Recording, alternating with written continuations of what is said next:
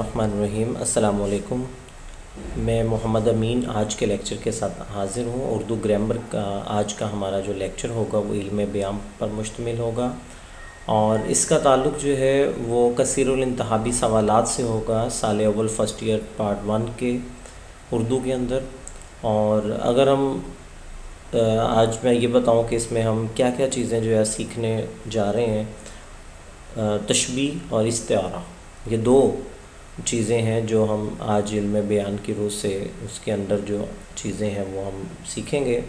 اور جب ہم اس کو، میں نے کل کے اپنے مطلب مقطع والے لیکچر میں بھی آپ کو بتایا تھا کہ اگر ہم بنیادی چیزیں جو ہے وہ سیکھ جائیں گے تو آگے ہمارے لیے کسی بھی انداز میں MCQs آئے ہمارے لیے مشکل نہیں ہوگا۔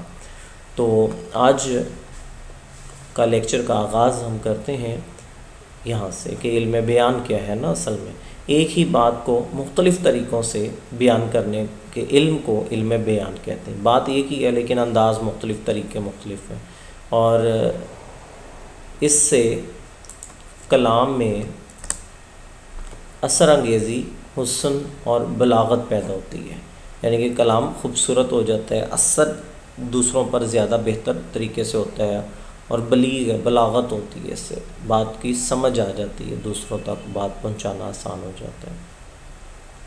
تو ہمارا آج کا پہلا ٹاپک جو ہے وہ ہے جناب تشبیہ۔ تو تشبیہ اصل میں ہے کیا؟ آپ پہلی جماعتوں میں بھی شاید آپ نے پڑھی ہوں لیکن بھول گئے ہوں گے، تو اس کی تعریف کے اوپر ذرا غور کرتے ہیں ہم کہ دو مختلف چیزوں کو مشترک خصوصیات کی بنا پر ایک جیسا قرار دینا تشبیہ کہلاتا ہے۔ اب چند ایک مثالیں میں آپ کو دیتا ہوں۔ مثال کے طور پر یہ پہلی مثال ہے جی، لڑکی چاند کی طرح حسین ہے۔ دوسری مثال ہے کہ اس کے ہونٹ پھول کی پنکھڑی کی طرح ہیں، اس کے بال کالی گٹاؤں جیسے ہیں۔ آئیے اب اس کی وضاحت کرتے ہیں۔ سب سے پہلے پہلی مثال دیکھیں، لکھا ہوا ہے لڑکی چاند کی طرح حسین ہے، یعنی کہ لڑکی خوبصورت ہے، چاند بھی خوبصورت ہے، لیکن چاند زیادہ خوبصورت ہے لڑکی سے، اس لیے لڑکی کو تشبیہ دی جا رہی ہے کہ لڑکی چاند کی طرح حسین ہے۔ اب اس میں جو ایک لفظ آیا ہے کی طرح، تو جیسے ہی ہم آگے اس کے ارکان تشبیہ پڑھیں گے تو وہاں پر آپ کو میں مزید چیزیں بتاؤں گا کہ ہر ایک لڑکی کیا ہے، چاند کیا ہے، کی طرح اور حسین، یہ ساری معاملات جو ہیں وہ آگے ڈسکس ہوتے ہیں۔ تو اسی طرح اگر ہم دوسری مثال پر غور کرتے ہیں تو اس کے اندر لکھا ہوا ہے اس کے ہونٹ پھول کی پنکھڑی کی طرح ہیں۔ اب ہونٹ جو ہیں وہ بڑے نازک سے ہوتے ہیں، اور گلاب کی پتی پنکھڑی جو ہے وہ بھی بڑی نازک سی، اگر اس کو ایسے دو انگلیوں پر رکھ کر اگر اس کو ہم یوں مسل دیں تو وہ دوبارہ صحیح نہیں ہوگی۔ اسی طرح یہ لب جو ہے، ہونٹ جو ہے، اس کا اوپر والا چھلکا جو ہے اگر یہ اتر جائے تو دوبارہ نہیں لگے گا، ٹھیک ہے۔ تو یہ دونوں میں نزاکت ہے، خوبصورتی بھی ہے۔ اگر ہونٹ پر جو ہے وہ لپسٹک لگی ہوئی ہے تو گلاب کی پنکھڑی جو ہے وہ خوبصورت، دونوں پوائنٹ آف ویو جو ہے نکلتے ہیں، ایک دوسرے کے ساتھ تشبیہ دی گئی ہے۔ اس آگے جی تیسری مثال ہے اس کے بال کالی گٹاؤں جیسے ہیں۔ اب کالی گٹائیں جو ہے وہ زیادہ کالی ہوں گی، اور اس کے بال جو ہے، بالوں کو تشبیہ دی جا رہی ہے کالی گٹاؤں کے ساتھ۔ تو یہاں پر یہ 3 مثالیں دی ہم نے۔ اب ہم آگے چلتے ہیں کہ ارکان تشبیہ کیا ہوتے ہیں اور کتنے ہوتے ہیں جی۔ ارکان تشبیہ جو ہے یہ MCQs بھی ہے جی، اس کو نوٹ کیجئے گا۔ ہم اس کو ریڈ کر لیتے ہیں کہ تشبیہ کے 5 ارکان ہوتے ہیں MCQs۔ پہلا مشبہ، مشبہ بہ، حرف تشبیہ، غرض تشبیہ اور وجہ تشبیہ۔ تو سب سے پہلا جو ہے وہ ہے مشبہ۔ کیا ہوتا ہے؟ وہ چیز یا شخص جس کسی جسے کسی دوسری چیز یا شخص جیسا قرار دیا جائے.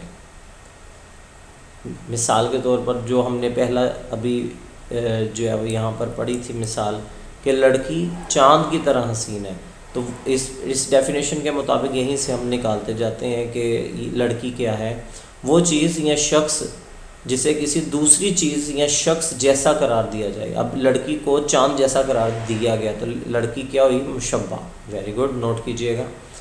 مشبہ بے وہ چیز یا شخص جس کے ساتھ کسی دوسری چیز یا شخص کو تشبیہ دی جائے اور وہ اپنی صفت کے لحاظ سے زیادہ جامع اور مکمل صورت میں ہے. جیسے کہ چاند میں وہ چیز خوبصورتی جو ہے وہ زیادہ ہے، اس لیے مشبہ بے کہلائے گا.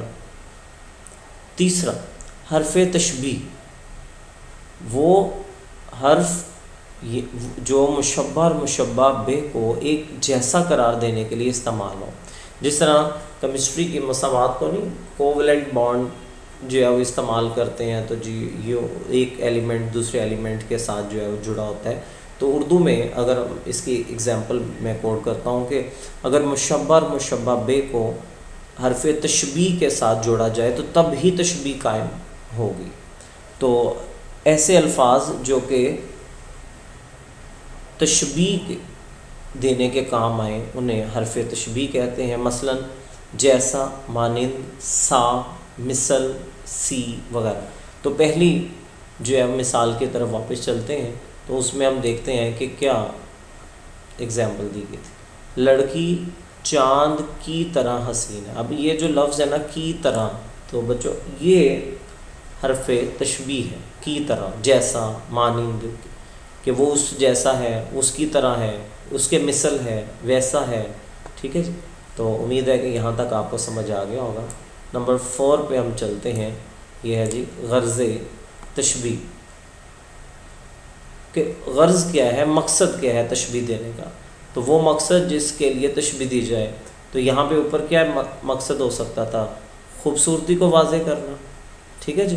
تو غرض اس میں ہماری کیا تھی. پھر ہے نمبر 5 پہ جو 5واں اس کا ارکان ہے وہ ہے وجہ تشبیہ، کہ وجہ کیا ہے، کیوں تشبیہ دی جائے. وہ ایک ایسا عنصر جو مشبہ اور مشبہ بے میں دونوں میں پایا جائے، اس کو ہم کہتے ہیں وجہ تشبیہ. اب چاند بھی خوبصورت ہے، لڑکی بھی خوبصورت ہے، تو دونوں کے اندر جو ہے وہ خوبصورتی کی وجہ سے ایک دوسرے کو جو ہے وہ تشبیہ دی گئی. تو وجہ تشبیہ یہ ہوئی خوبصورتی کی وجہ. تو نوٹ ایک چیز بیٹا ذہن میں رکھیے گا، یہ بڑا اہم MCQs ہے کہ مشبہ اور مشبہ بے دونوں کو طرفین تشبیہ بھی کہا جاتا ہے. یہ MCQs جو ہے وہ یاد رکھیے گا. اور نیچے ہم نے کچھ مثالیں آپ کے لیے میں نے ٹائپ کی ہوئی ہیں کہ درجہ ذیل اشعار میں شاعروں نے تشبیہ دینے کے عمل سے اپنے کلام کو مؤثر اور بلیغ بنایا ہے. اور یعنی کہ یہ آپ کو بتاتا جاؤں کہ صرف نثر کے اندر ہی تشبیہ نہیں ہوتی، شاعری کے اندر بھی ہو سکتی ہے، بلکہ شاعری میں زیادہ ہوتی ہے، نثر میں کہیں کہیں آپ کو ملے گی تشبیہ دی جا رہی ہوگی. جیسے کہ آپ نے سیکنڈ ایئر 10th کلاس کے اندر وہ ایک سبق پڑھا تھا یا 9th میں شیخ جمن والا. تو اس کے اندر وہ جب جو الگو اور جمن کی خواتین آپس میں لڑ رہی تھیں تو منشی پریم چند نے کہا کہ ان کی آپس میں تشبیہ اور استعاروں میں باتیں ہوئیں. تو اس میں وہ نثر کے اندر جو ہے وہ ذکر کر گئے کہ آپس میں جو ہے وہ کس انداز میں باتیں ہوئی ہوں گی، ایک دوسرے کو انہوں نے کس سے تشبیہ دی ہوگی. ٹھیک ہے، تو آپ سمجھ رہے ہیں. تو یہ تھا بیٹا جی تشبیہ. تو آپ نے اس کو جو ہے وہ اچھی طرح سے یاد بھی کرنا ہے، اور اسی میں سے جو ہے وہ MCQs کی انشاءاللہ میں آپ کو کوئی نہ کوئی اسائنمنٹس بھی آنے والے دنوں میں دوں گا تاکہ آپ مزید اچھی پریکٹس کر سکیں. تو اگلا ہمارا جو ٹاپک بنتا ہے وہ استعارہ پہ ہوگا. آئیے اس کو نئے پیج پہ لے جاتے ہیں تاکہ واضح طور پر آپ کو نظر آ سکے. استعارہ، اس کا تلفظ جو ہے استعارہ ہے، تو یہ ذرا ذہن میں رکھیے. استعارہ عام پڑھنے میں جو ہے بچے غلطی کر دیتے ہیں. تو اصل میں علم بیان کی اصطلاح میں جب کوئی لفظ مجازی معنوں میں اس طرح استعمال کیا جائے، مجازی معنوں میں اس طرح استعمال کیا جائے کہ اس کے حقیقی اور مجازی معنوں میں تشبیہ کا تعلق قائم ہو جائے تو اسے استعارہ کہتے ہیں۔ مثلا شعر کہہ کر کسی کی بہادری کو ذکر کرنا، یا کسی جیسے کہنا کہ وہ شعر ہے، اسلم شعر ہے جی، تو اصل میں وہ شعر تو نہیں ہے بلکہ اس کی بہادری کو ظاہر کرنا جو ہے وہ مقصود ہے۔ اور گیدڑ کہہ کر کسی کو ڈرپھو کہنا اور کمزور دل ثابت کرنا۔ استعارہ میں کسی چیز کو دوسری کی مانند قرار نہیں دیا جاتا بلکہ اسے بالکل وہی چیز قرار دے دیا جاتا ہے، اس لیے استعارہ میں مشبہ اور حروف تشبیہ نہیں ہوتا۔ تشبیہ دینے کے لیے جملہ یوں ادا کیا جاتا ہے کہ امجد شیر کی طرح بہادر ہے، اور اسی جملے کو اگر ہم نے استعارہ میں کنورٹ کرنا ہے تو پھر ہم کیا کریں گے، امجد شیر ہے، یعنی کہ ہو بہو اسے ہی قرار دے دیا گیا۔ تو امید ہے کہ یہ آپ کو سمجھ آ گئی بات۔ اب ہم چلتے ہیں ارکان استعارہ۔ استعارہ کے 3 ارکان ہوتے ہیں، یہ اس کو بھی ہم ریڈ کر دیتے ہیں تاکہ MCQs ہیں ہمارے ذہن میں رہے۔ تو ایک ہے مستعار لہ، دوسرا مستعار منہ، تیسرا وجہ جامع۔ تو سب سے پہلا جو ہے وہ ہے مستعار لہ۔ وہ شخص یا چیز جس کے لیے کوئی لفظ اپنی صفت کے ساتھ مستعار یعنی ادھار لیا گیا۔ مستعار کا معنی ادھار، جیسے امجد ہے جی، یہاں پر مستعار امجد کے لیے لیا گیا نا، صفت اس کی ادھار لی گئی شعر کی۔